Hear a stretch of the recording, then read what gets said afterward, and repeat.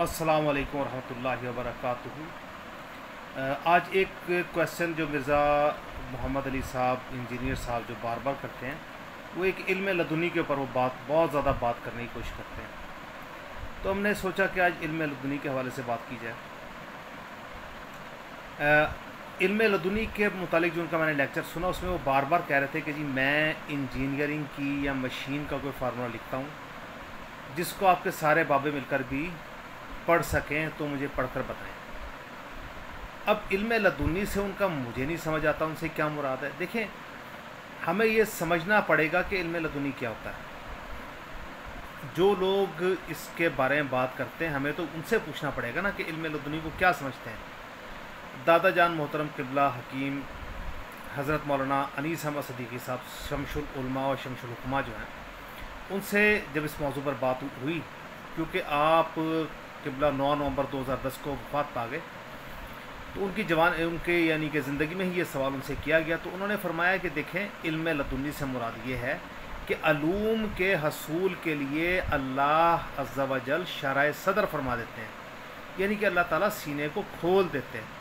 بصورت دیگر علوم کے حصول کے لیے اللہ کا اسلوب ایک ہی ہے، وہ یہ ہے کہ اللہ تعالیٰ فرماتا ہے کہ علم کو تم نے حاصل کرنا ہی ہے، اور یہ طلب کے ساتھ ہی ہوگا، کیونکہ اللہ اپنے اصول کو، اپنے طریقے کو تبدیل نہیں کیا کرتے۔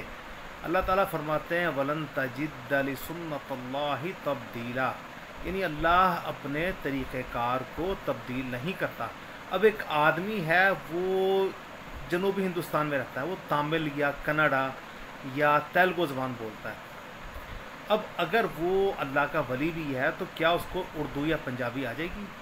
اردو یا پنجابی سیکھنے کے لیے اس کو باقاعدہ سیکھنا پڑے گا، لیکن یہ آپ کو بھی پتہ ہے کہ ہم کسی اجنبی علاقے میں چلے جائیں اور ہم دل سے کوشش کریں کہ ہم کسی کو کوئی بات سمجھانے کی کوشش کر رہے ہیں، تو اللہ کے فضل و کرم سے اکثر اوقات زبان سے نابلد ہونے کے باوجود بھی وہ آدمی ہماری بات سمجھ لیتا ہے۔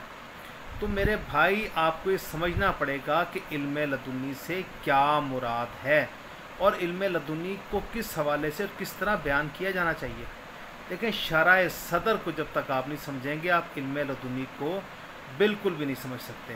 امید ہے کہ آپ کو ہمارا پیغام سمجھ آ گیا ہوگا۔ السلام علیکم ورحمۃ اللہ وبرکاتہ۔